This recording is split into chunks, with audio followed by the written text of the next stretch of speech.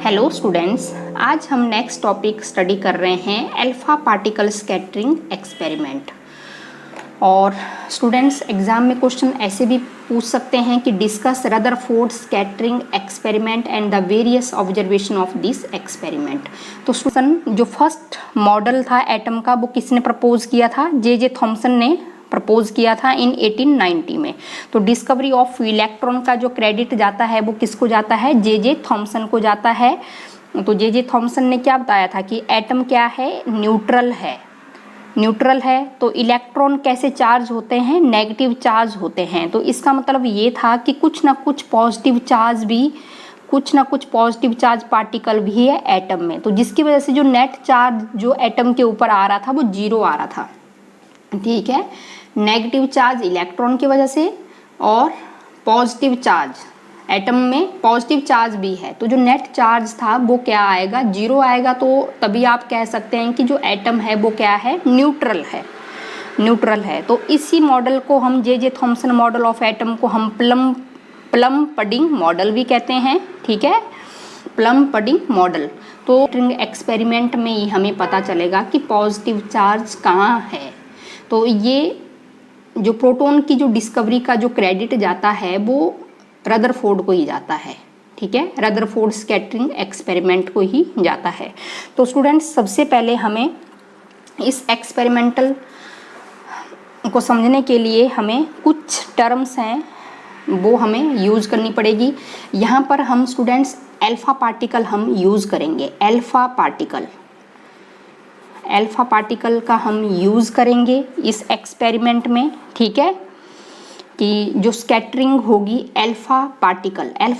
अब alpha particle क्या है? सबसे पहले तो हमें यही समझना पड़ेगा कि व्हाट इज़ अल्फा पार्टिकल। तो अल्फा पार्टिकल स्टूडेंट्स क्या होता है हमारे पास? अल्फा पार्टिकल एक हीलियम न्यूक्लियस होता है, हीलियम न्यूक्लियस। और इसको आप कैसे इसको रिप्रेजेंट करेंगे? अल्फा पार्टिकल का जो सिंबल होगा हीलियम 2 एटॉमिक नंबर होगा और 4 मास नंबर होगा। अल्फा पार्टिकल 2 एटॉमिक नंबर और 4 क्या होगा इसका? अल्फा पार्टिकल का ये मास नंबर होगा। स्टूडेंट्स जैसे कुछ हैवी एलिमेंट्स होते हैं, यूरेनियम होता है, थोरियम होता है, रेडियम होता है, पोलोनियम होता है, ये कुछ इनविजिबल रेज क्या करती हैं? एमिट करती हैं। इनविजिबल रेज जब ये एमिट करेंगी तो वहीं पर ये अल्फा पार्टिकल भी एमिट करती हैं और साथ में ये बीटा पार्टिकल भी एमिट करती हैं और ये गामा पार्टिकल भी एमिट करती हैं। लेकिन इस एक्सपेरिमेंट में हमने अल्फा पार्टिकल हमने लेना है, अल्फा पार्टिकल। तो मैंने आपको बताया जो रेडियो एक्टिव जो सब्सटेंस होते हैं यूरेनियम, थोरियम, रेडियम और पोलोनियम, तो ये क्या करती हैं? ये कुछ इनविजिबल जो रेज होती हैं वो क्या करती हैं? वो प्रोड्यूस करती हैं और क्या एमिट करती हैं? अल्फा पार्टिकल एमिट करती हैं, बीटा पार्टिकल एमिट करती हैं और गामा पार्टिकल ये एमिट करती हैं। जैसे फॉर एग्जांपल के लिए मैं आपको एक एग्जांपल मैं बताती हूँ। यूरेनियम का हम एक एग्जांपल हम स्टडी कर रहे हैं।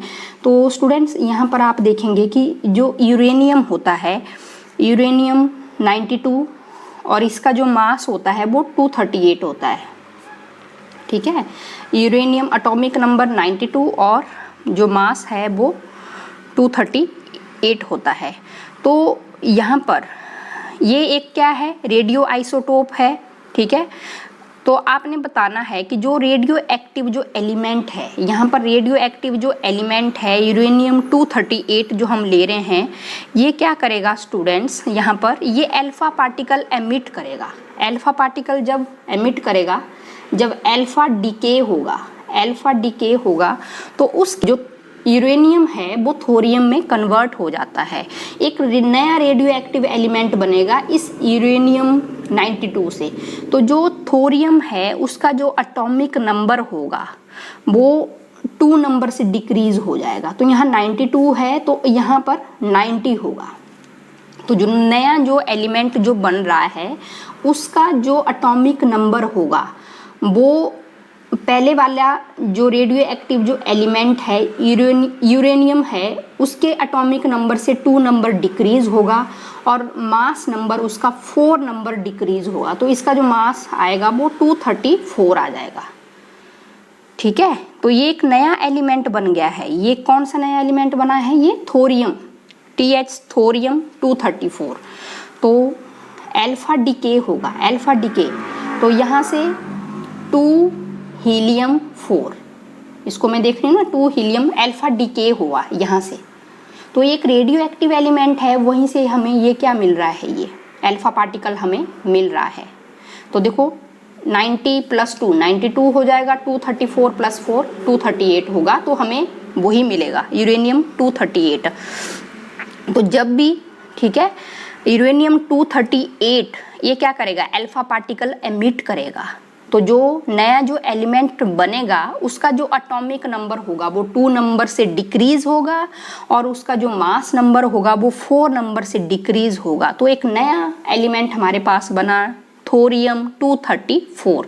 तो यहाँ पर ये हमारे पास स्टूडेंट्स क्या आ गया है, ये अल्फा पार्टिकल है। फिर 2 हीलियम 4, 2 एटॉमिक नंबर है और 4 क्या है, मास नंबर है।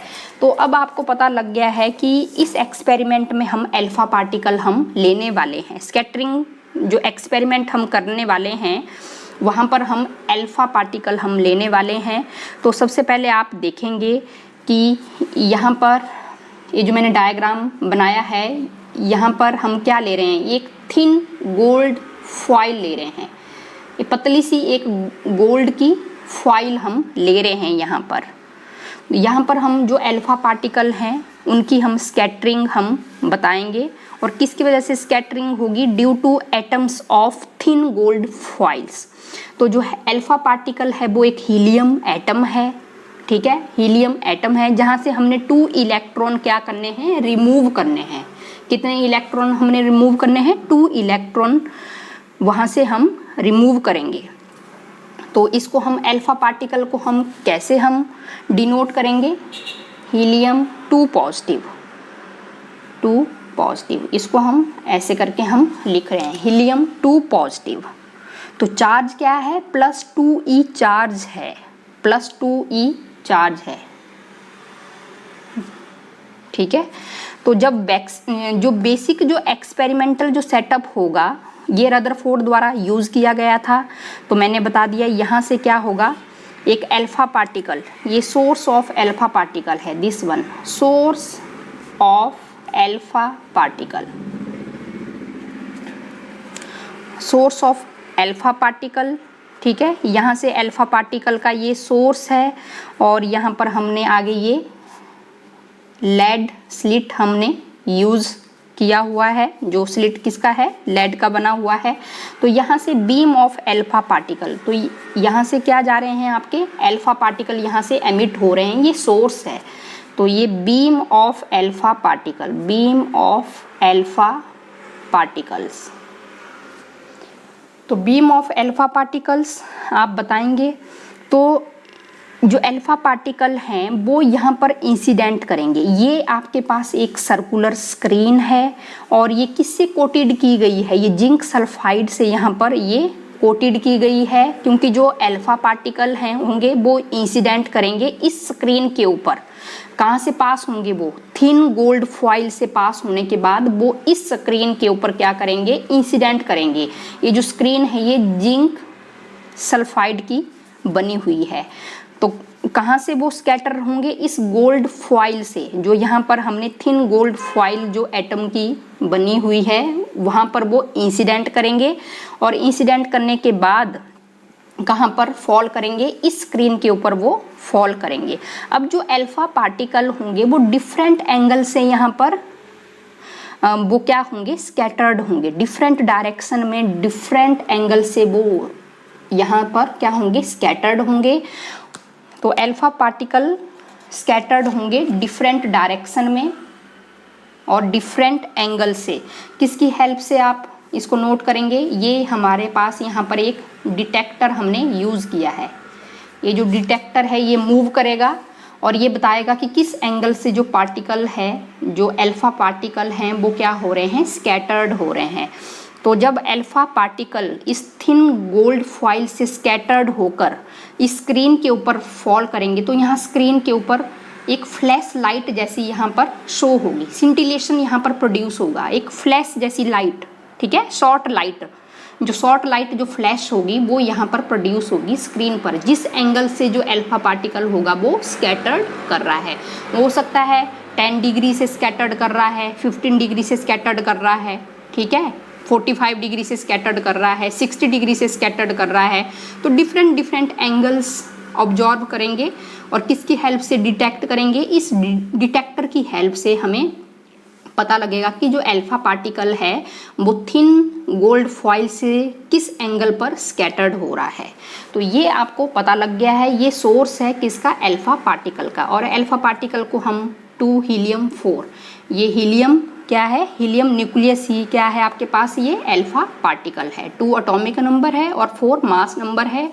2 इलेक्ट्रॉन हमने यहाँ से रिमूव करने होते हैं, तो हीलियम के ऊपर जो चार्ज होगा वो +2e होगा और ऑब्जर्वेशन हमारे पास यहाँ पर आएगी। इस डायग्राम में आप देखेंगे तो कुछ ऐसे पार्टिकल्स होंगे जो गोल्ड जो फॉइल है वहाँ से वो बिल्कुल अनडिफ्लेक्ट, वहाँ से वो बिल्कुल सीधे आगे पास हो रहे थे, ठीक है। कुछ अल्फा पार्टिकल ऐसे होंगे जो बिल्कुल अनडिफ्लेक्ट रह गए, स्क्रीन पर सीधे वो आगे क्या हो रहे थे, इंसिडेंट हो रहे थे, वो अनडिफ्लेक्ट रह गए, ठीक है। गोल्ड फॉइल से पास होने के बाद वो बिल्कुल कैसे रह गए, अनडिफ्लेक्ट, वो डिफ्लेक्ट ही नहीं हुए। और कुछ ऐसे अल्फा पार्टिकल थे जो स्मॉल एंगल से डिफ्लेक्ट हुए, कुछ स्मॉल एंगल से डिफ्लेक्ट हो रहे हैं। स्क्रीन पर एक फ्लैश लाइट हमें शो हो रही है, शॉर्ट फ्लैश लाइट हमें शो हो रही है। तो कुछ अल्फा पार्टिकल ऐसे थे जो स्मॉल एंगल से क्या हो रहे हैं, डिफ्लेक्ट हो रहे हैं। और कुछ ऐसे अल्फा पार्टिकल थे जो लार्ज एंगल से डिफ्लेक्ट हुए, ठीक है, लार्ज एंगल से वो डिफ्लेक्ट हुए। मतलब 9000 में से 1 अल्फा पार्टिकल, 9000 पास किए अल्फा पार्टिकल, तो उनमें से एक अल्फा पार्टिकल लार्ज एंगल से डिफ्लेक्ट हुआ। तो ठीक है, लार्ज एंगल आप बता देंगे greater than 90 degree, greater than 90 degree से वो क्या हो रहे हैं, डिफ्लेक्ट हो रहे हैं। और कुछ अल्फा पार्टिकल ऐसे भी रहेंगे स्टूडेंट्स कि ये इस पाथ से अल्फा पार्टिकल कहाँ पर फॉल कर रहे थे, गोल्ड फॉइल के ऊपर फॉल कर रहे थे, वो सेम इसी ही पाथ से वो वापिस भी हो गए। कुछ अल्फा पार्टिकल ऐसे भी थे। तो देखो इतनी ज़्यादा ऑब्जर्वेशन इस एक्सपेरिमेंट में रदरफोर्ड ने नोट की हुई है कि कुछ अल्फा पार्टिकल क्या हो रहे हैं, लार्ज एंगल से डिफ्लेक्ट हो रहे हैं, बहुत कम है। मतलब 9000 अगर आप पास करवाओगे अल्फा पार्टिकल तो उनमें से एक पार्टिकल, 9000 में से एक पार्टिकल लार्ज एंगल से क्या हो रहा था, डिफ्लेक्ट हो रहा था। और कुछ पार्टिकल्स ऐसे भी थे जो जिस पाथ से जो जा रहे हैं सेम उसी ही पाथ से वो वापिस भी आ रहे हैं। तो रिट्रेस इट्स पाथ, तो कुछ अल्फा पार्टिकल ऐसे भी मिले। तो एंगल ऑफ डिफ्लेक्शन उस तरफ, उस केस में 180 डिग्री, ठीक है, theta is equal to 180 degree. तो 180 डिग्री इसी पाथ से वो जा रहे हैं, इसी पाथ से वो आगे जा रहे थे और इसी पाथ से वो वापिस भी हो गए, सेम पाथ। तो ये ऑब्जर्वेशन रदरफोर्ड स्कैटरिंग एक्सपेरिमेंट में नोट की गई। फिर उसके बाद स्टूडेंट्स क्या कंक्लूजन निकला हमारे पास, इसके बाद हमारे पास ये कंक्लूजन निकला कि आप बता देंगे कि जो कंक्लूजन यहाँ से निकला है कि कुछ जो अल्फा पार्टिकल थे वो तो अनडिफ्लेक्ट रह रहे थे। अनडिफ्लेक्ट वो क्यों रह रहे थे, इसके पीछे क्या रीज़न हो सकता है? क्योंकि जो स्टूडेंट्स जो एटम है अनडिफ्लेक्ट इसलिए रह गए क्योंकि एटम के अंदर एम्प्टी स्पेस था, तो उनको कोई टक्कर मारने वाला था ही नहीं, तो वो अनडिफ्लेक्ट रह गए, वो सीधे ही पास कर गए स्क्रीन के ऊपर। और जो स्क्रीन आगे हमने यूज़ की हुई है, ठीक है, तो वहाँ पर वो सिंटिलेशन प्रोड्यूस हो रही थी, एक शॉर्ट फ्लैश लाइट वहाँ पर स्क्रीन के ऊपर क्या हो रही थी, फॉल हो रही थी। तो उसको वो नोट कर रहे थे कि वो तो बिल्कुल अनडिफ्लेक्ट ही रह गए, ठीक है। तो कुछ अल्फा पार्टिकल ऐसे थे जो बिल्कुल अनडिफ्लेक्ट रह गए। तो बीच में जो एटम है तो उसके बीच में एम्प्टी स्पेस है, क्योंकि अंदर से उनको कोई टक्कर मारने वाला है ही नहीं है। जब कोई उनको टक्कर मारने वाला है ही नहीं है तो वो सीधे ही आगे जा रहे हैं। तो ये पार्टिकल रह गए अनडिफ्लेक्ट। जब एटम के अंदर कैसा स्पेस रहेगा स्टूडेंट्स? एम्प्टी स्पेस रहेगा। एम्प्टी स्पेस रहेगा तभी वो जिस डायरेक्शन से आ रहे थे वैसे ही वो आगे चले गए। तो ये प्रोसेस भी वहाँ पर नोट हुआ जब एक्सपेरिमेंट परफॉर्म किया जा रहा था अल्फा पार्टिकल की हेल्प से। और सेकंड, तो यहाँ से यही पता लग गया कि जो एटम है तो उसमें मोस्ट ऑफ द स्पेस जो एटम में है वो कैसा है? एम्प्टी है। एम्प्टी है। Most of the space atom के अंदर कैसा है? एम्प्टी है, क्योंकि अल्फा पार्टिकल बिल्कुल अनडिफ्लेक्ट रह गए, सीधे आगे पास हो रहे हैं। और सिंटिलेशन कहाँ प्रोड्यूस हो रही है? स्क्रीन के ऊपर प्रोड्यूस हो रही है। ठीक है, तो वो ऑब्जर्वेशन वो नोट कर रहे थे। तो नेक्स्ट पॉइंट क्या कंक्लूजन निकला स्टूडेंट्स?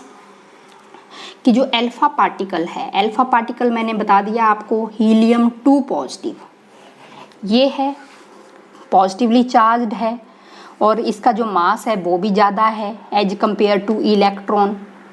तो इसको डिफ्लेक्ट करने वाला, क्योंकि कुछ पार्टिकल तो ऐसे भी थे ना वो डिफ्लेक्ट हो रहे थे, कुछ स्मॉल एंगल से डिफ्लेक्ट हो रहे हैं, कुछ लार्ज एंगल से डिफ्लेक्ट हो रहे हैं। तो उसका मतलब ये हुआ कि एटम के अंदर कुछ ना कुछ पॉजिटिव चार्ज तो है, क्योंकि ये जो पॉजिटिव जो चार्ज है हीलियम क्या है? पॉजिटिव चार्ज है। तो इसका जो मास है एज कंपेयर टू इलेक्ट्रॉन भी क्या है? ज़्यादा है। तो इसको कौन डिफ्लेक्ट कर सकता है? इसको कोई हैवी पॉजिटिव चार्ज ही क्या कर सकता था? डिफ्लेक्ट कर सकता था, टक्कर मार सकता था। तो यहाँ से यही कंक्लूजन निकला कि कुछ ना कुछ पॉजिटिव चार्ज तो एटम में कंसंट्रेट है। उसके वेरी स्मॉल रीजन जो सेंटर है एटम का वहाँ पर पॉजिटिव चार्ज है। तो उसकी वजह से ही जो अल्फा पार्टिकल्स हैं वो यहाँ से टक्कर मारने के बाद वो कुछ स्मॉल एंगल से डिफ्लेक्ट हो रहे हैं, कुछ लार्ज एंगल से डिफ्लेक्ट हो रहे हैं। कुछ ना कुछ चार्ज तो है, पॉजिटिव चार्ज तो है सेंटर में एटम के। तो रदरफोर्ड ने इस पॉजिटिव चार्ज को क्या नाम दिया? इस पॉजिटिव रीजन को क्या नाम दिया था? न्यूक्लियस। न्यूक्लियस। तो इस एक्सपेरिमेंट में ही ये न्यूक्लियस वर्ड हमने यूज़ किया था, क्योंकि रदरफोर्ड ने इस पॉजिटिव चार्ज को, इस पॉजिटिव रीजन को क्या नाम दिया था उस टाइम? न्यूक्लियस। ठीक है। और कुछ ऐसे अल्फा पार्टिकल थे वो बिल्कुल स्मॉल एंगल से डिफ्लेक्ट हो रहे थे। ठीक है, तो जो जब न्यूक्लियस के बिल्कुल पास से जा रहे थे तो वो बिल्कुल स्मॉल एंगल से वो क्या हो रहे थे? डिफ्लेक्ट हो रहे थे। तो यहाँ तक ये हमें कंक्लूजन निकला। तो स्टूडेंट्स आप इसमें ग्राफ भी हम प्लॉट कर सकते हैं। कैसे बनाएंगे आप ग्राफ? मैं यहाँ पर बता रही हूँ आपको। अगर हम ग्राफ हम बनाते हैं, ये एंगल है थीटा। थीटा आप क्या करेंगे? एंगल क्या करेंगे? धीरे धीरे इंक्रीज करेंगे। और ये क्या रहेगा? Number of alpha particle scattering. Number of alpha particle scattering, कितने नंबर ऑफ अल्फा पार्टिकल हैं जो स्कैटर हुए। अब जैसे बहुत कम एंगल है तो बहुत कम एंगल पर बहुत ज़्यादा अल्फा पार्टिकल स्कैटर्ड हुए तो ज़्यादा वैल्यू आएगी। जैसे जैसे एंगल बढ़ेगा वैसे वैसे स्कैटरिंग कम हुई, जैसे जैसे एंगल बढ़ रहा है तो वैसे वैसे स्कैटरिंग कम हो रही है। तो ये जो ग्राफ होगा वो इस तरह प्लॉट होगा। और इस डायग्राम में अब आप देखेंगे स्टूडेंट्स यहाँ पर कि ये 90 डिग्री से ग्रेटर है, theta is greater than 90 degree. तो यहाँ पर पॉजिटिव चार्ज है। जब theta is equal to 180 degree तो कुछ ऐसे अल्फा पार्टिकल भी थे जो सेम पाथ से, जब वो theta is equal to 180 degree, जब 180 डिग्री से वो क्या कर रहे थे? ट्रैवल कर रहे थे आगे, तो वो सेम उसी ही पाथ से वो क्या हो गए? रिटर्न भी हो गए। वो इसके पास गए ही नहीं। यहाँ भी पॉजिटिव चार्ज है और जो हीलियम है उसके ऊपर भी पॉजिटिव चार्ज है। तो ये एक डिस्टेंस रह गया, इसके आगे वो जा ही नहीं पाए। R0, उसको हम R0 से हम रिप्रेजेंट कर रहे हैं। कुछ अल्फा पार्टिकल ऐसे थे जो सेम ही पाथ से वो क्या हो रहे थे? वापिस भी हो रहे थे। ठीक है, retrace its path, retrace its path, same path से ही वो क्या हो रहे थे, वापिस भी हो रहे थे। तो एंगल ऑफ डिफ्लेक्शन उस केस में क्या आ जाएगा, 180 डिग्री आ जाएगा। इसके आगे वो जा ही नहीं पाए। तो अब जो हीलियम जो न्यूक्लियस है वो भी पॉजिटिव चार्ज है, और तो यहाँ पर भी क्या है, पॉजिटिव चार्ज है। तो यहाँ पर भी क्या पता लगा, यहाँ पर भी पॉजिटिव चार्ज है। तो वो क्या कर रहे थे, उनको रिपेल कर रहे थे, रिपेल कर रहे थे। तो फोर्स ऑफ रिपल्सन भी यहाँ पर हो रही थी, तो रिपल्सन भी यहाँ पर हो रही थी, और उसकी वजह से जो पार्टिकल था अल्फा पार्टिकल वो रेस्ट पर आ जा रहा था, और वो अपोजिट डायरेक्शन में ही इस रिपल्सिव फोर्स की वजह से ही वो न्यूक्लियस से क्या कर रहा था, वो फिर अपोजिट डायरेक्शन में वो मूव कर रहा था, अपोजिट डायरेक्शन में वो क्या करने लग गया, मूव करने लग गया। Students, according to this model, nuclear model of atom, most of the mass and all positive charge of an atom are concentrated in a very small region is known as atomic nucleus। तो जो size था nucleus का वो 10⁻⁻15 metre, ये nucleus का size है। और जो साइज है एटम का, जो साइज ऑफ एटम डायामीटर उसका 10⁻10 मीटर। तो ये कंपैरिजन था, ठीक है। तो जो मोस्ट ऑफ द स्पेस था एटम में वो क्या था, एम्प्टी था। नंबर ऑफ रिवॉल्विंग इलेक्ट्रॉन की जो वैल्यू होगी equal to the number of positive charge in the nucleus. तो ये Rutherford nuclear model of atom था। तो स्टूडेंट्स, यहाँ से हमें पता लगा था कि, ठीक है, Rutherford named this heavy and positively charged region as nucleus. ठीक है, कुछ पार्टिकल्स हैं वो स्मॉल एंगल से डिफ्लेक्ट हो रहे थे, कुछ लार्ज एंगल से डिफ्लेक्ट हो रहे थे। लार्ज एंगल से जो डिफ्लेक्ट होने वाले जो पार्टिकल्स थे वो तो बहुत कम थे। मैंने बताया ना आपको, 9000 में से कोई एक पार्टिकल, 9000 अगर आप अल्फा पार्टिकल अगर आप गोल्ड फॉइल के ऊपर फॉल कर रहे हैं तो उनमें से सिर्फ एक ही पार्टिकल वहाँ से स्कैटर्ड हो रहा था।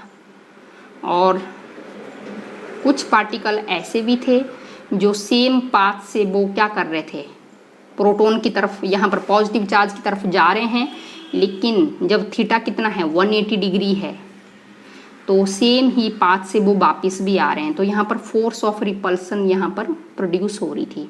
तो इसके आगे वो बिल्कुल रेस्ट में आ जा रहे थे, वो नहीं जा पा रहे थे। तो जो पार्टिकल्स थे वो सेम पाथ से वो क्या हो रहे थे, वापिस हो जा रहे थे। तो स्टूडेंट्स, ये रदरफोर्ड एक्सपेरिमेंट था, बहुत ही इजी टॉपिक था कि प्रोटॉन की जो डिस्कवरी हुई वो कैसे हुई। तो ये हमने रदरफोर्ड स्कैटरिंग एक्सपेरिमेंट में हमने पढ़ा है। तो रदरफोर्ड स्कैटरिंग एक्सपेरिमेंट के भी कुछ फेलियर थे, वो हम नेक्स्ट टॉपिक में स्टडी करेंगे।